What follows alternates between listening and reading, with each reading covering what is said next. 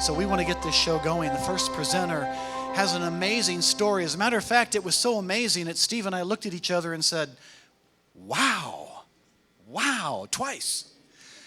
But with her PowerPoint and the photos that back up the story, it makes it even more powerful.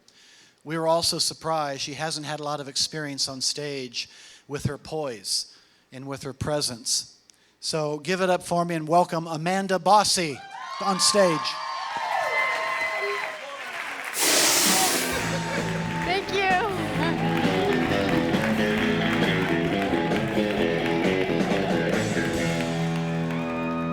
Woo!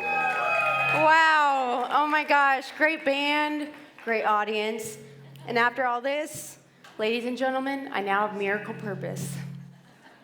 So you guys see me up here, and I need a clicker. I just thought of that. Great. So you see me up here, and I look like a normal girl living a normal life. But what if I told you that I used to suffer from a serious mental illness, shocking doctors from severity to recovery, and being on over 30 different kinds of medication? I'm not on anything at all.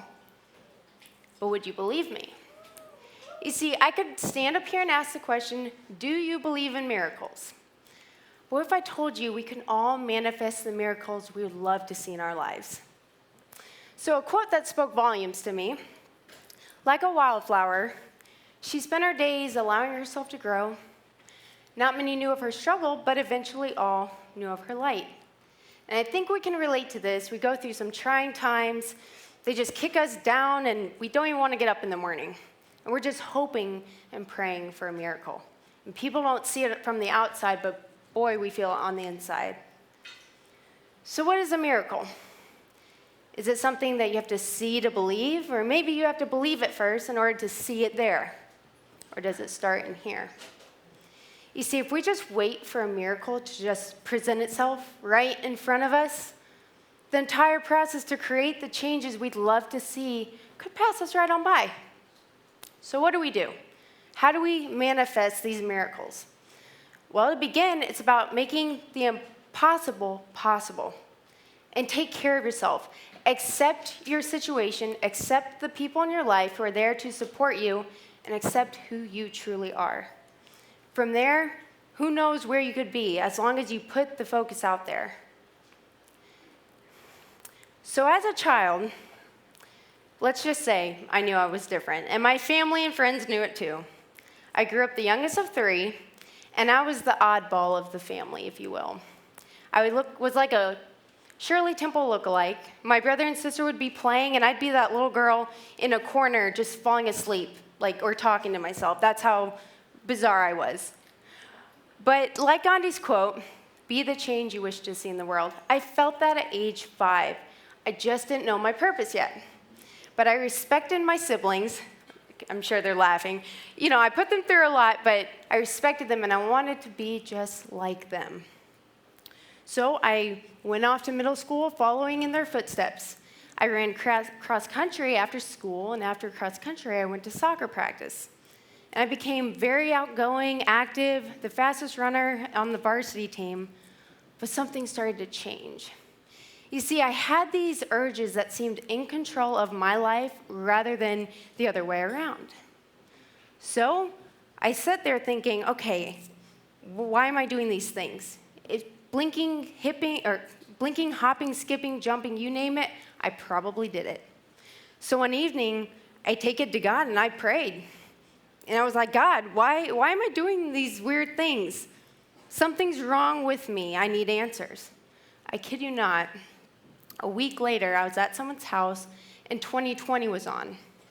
U.S. soccer goalie Tim Howard was expressing his symptoms with Tourette syndrome. For those of you that don't know much about Tourette syndrome, it's a neurological disorder that causes different vocal and motor movements that are outside one's control.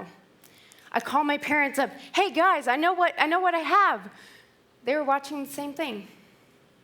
So boom, manifesting miracles. I have a name for it, now what? Well, I go off to school again, and the urges are changing another time. This time, I'm biting my tongue and boxing my ear. My dad races into my bathroom to see me in tears over my sink bleeding. "Amanda," he shouts. I look up at him, disgusted with myself. "Dad, I can't stop." I was taken to the ER, finally diagnosed with Tourette syndrome and placed on medication. And so there I am, walking into high school with a patched up cauliflower ear and a tongue so swelled I could hardly talk. And I think we've all been there. It seems as though the more medication you're on, the more side effects, am I right? That was me. And my side effects included me falling asleep everywhere. I would actually fall asleep in class to have my teachers only wake me up 3 classes later. I mean, it was embarrassing. And we all have that friend, "Hey, Amanda, you're in biology too? No way." "Teacher, can I have a pass to help?" "Okay, thanks." And it seemed as though the more stress and misunderstanding that school had on me, the worse my Tourette's became. And the more times I went to see the doctor, the more medication they would give me. From there, my symptoms became self-harming. My parents raced me around to many doctors, neurologists, hoping to find some kind of answer. And I find myself in a doctor's office. I'm sitting on the floor, my parents behind me consoling one another, and I lay there with swelled eyes, broken nose, fractured wrists, cauliflower boxed up ear, tongue, I can't eat, I can't talk, marks and bruises all over my face. And the doctor kneels in and he says, "Amanda, do you want to go to the hospital?" And I sit there and I just look up at him, barely looking up at him. And I nod and bury my head right back in my knees again, for I knew any minute my brain wanted to hurt myself again. It was just a matter of when. If you can even imagine, it's as if I asked all of you to just stop blinking. Now you're thinking about it.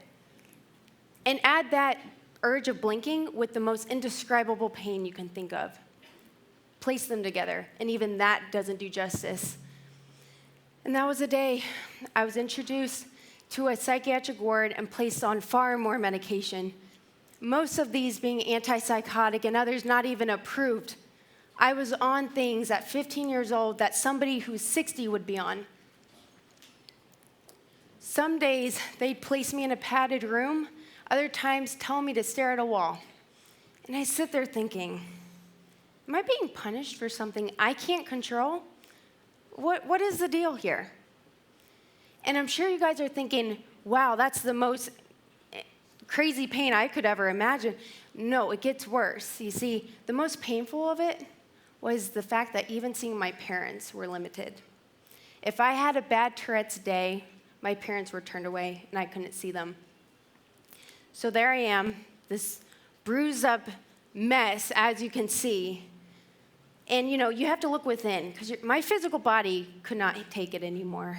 So I walk in my hospital room, and one of the girls comes over to me, and she leans next to me and she says, Amanda, I can't imagine what you're going through. I can't imagine the pain that you must be feeling, and I am so sorry that you can't see your parents. But I want you to have my stuffed animal. And when you feel lonely, I want you to hold him. So I did. And not only did she teach me, you can feel hope and peace again, but you can become someone's miracle just by simple action. And I named him Miracles, oddly enough. And yet I didn't even catch the girl's name. I don't remember. And so from that time, I finally was released. I went off to high school and I graduated. And it was at that moment when I thought, I could either stay in the same position I'm in, or I can make a change. So I decided to stop all medication at once. Yes, I did have withdrawals, if you had any questions in your mind. And I don't recommend it for anybody. But the faster I got off medication, the faster I learned coping mechanisms that worked for me. And not to rely on doctors and things, they help, but they don't know the deep down situation.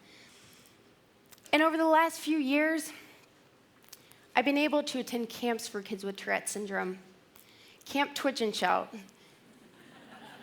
I've been able to public speak for schools, events, even to physician assistants, thanks to my beautiful sister, and even had my story published. And my aspirations do not stop there, for I know and fully believe we can manifest the miracles we would love to see. So please don't look down over the hardships of life.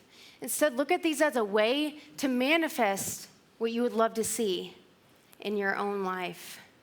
People look at my story as a miracle, but what they see is then and now.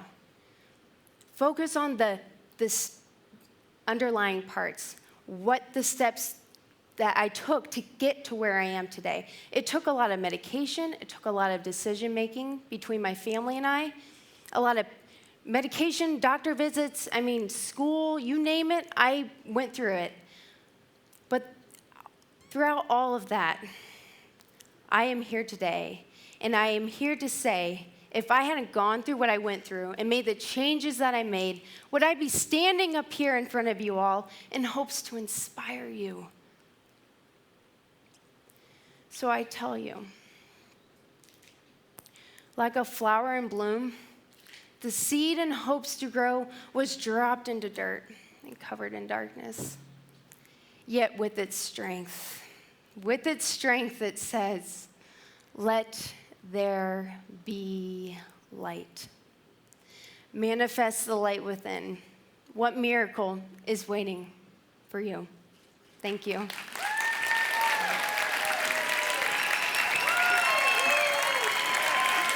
Yes. Thank you. So, I have to say, how does it feel giving your first talk here on this stage at the Vogue in front of so many people? Oh my gosh. Amazing, terrifying a little bit, but amazing. Yeah. I'm feeling a little lonely myself, but I'll let you take your dog with you, and I'll borrow him later. Awesome. Okay. Wow. I love you. Mwah.